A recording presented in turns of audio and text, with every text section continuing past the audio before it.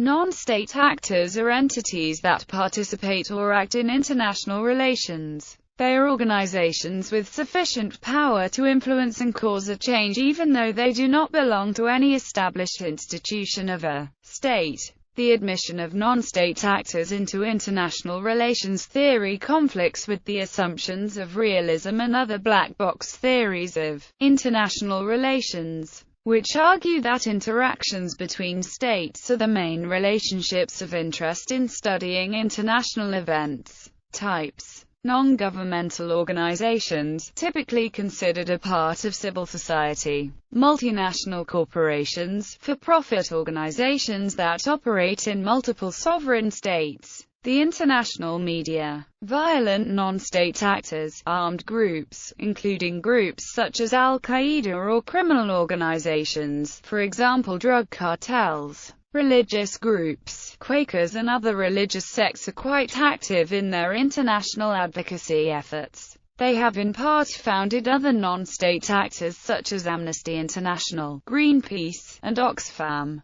Transnational diaspora communities, ethnic or national communities that try to influence their original and current territories, cities, provinces and states. Effects on the Westphalian state model. The proliferation of non-state actors in the post-Cold War era has been one of the factors leading to the cobweb paradigm in international politics. Under this paradigm, the traditional Westphalian nation-state experiences an erosion of power and sovereignty, and non-state actors are part of the cause. Facilitated by globalization, NSAs challenge nation-state borders and sovereignty claims. MNCs are not always sympathetic to national interests, but instead are loyal to the corporation's interests. NSAs challenge the nation-state's sovereignty over internal matters through advocacy for societal issues, e.g., human rights and the environment.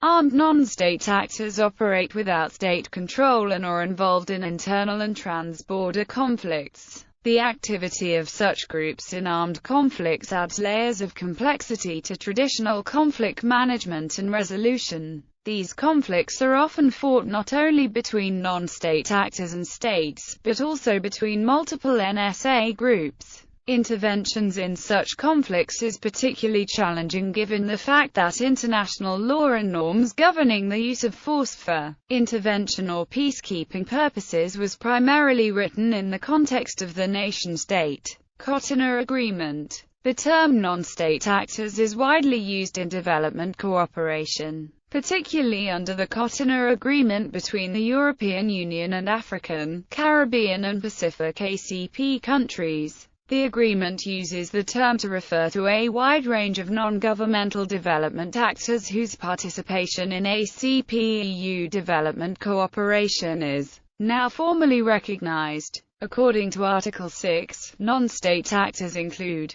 civil society in all its diversity, according to national characteristics, economic and social partners, including trade union organizations and the private sector. In practice, it means that participation is open to all kinds of actors, such as community-based organizations, women's groups, human rights associations, non-governmental organizations, religious organizations, farmers' cooperatives, trade unions, universities and research institutes, the media and the private sector. Also included in this definition of informal groups such as grassroots organizations, informal private sector associations, etc. The private sector, however, is considered only insofar as it is involved in non-profit activities roles. Non-state actors can aid in opinion building in international affairs, such as the Human Rights Council. An example is the contribution of COHRE to the protection of land and property rights in Kosovo by conceptualizing the Housing and Property Directorate within the framework of the United Nations Interim Administration Mission in Kosovo. Another example that shows the importance of non-state actors in peace-building is the contribution of ICBL to the international prohibition on the use of landmines. ICBL is a global network of NGOs that has operated in over 90 countries since 1992. Its primary goal is to make a world free of anti-personnel landmines. Their passionate advertising appealing for global cooperation drew Diana, Princess of Wales, to become an ardent advocate. Together, they brought the issue to the United Nations General Assembly. ICBL's efforts led the international community to urge states to ratify the Ottawa Treaty in 1997, and its contribution was recognized and praised as it was awarded the Nobel Peace Prize in the same year.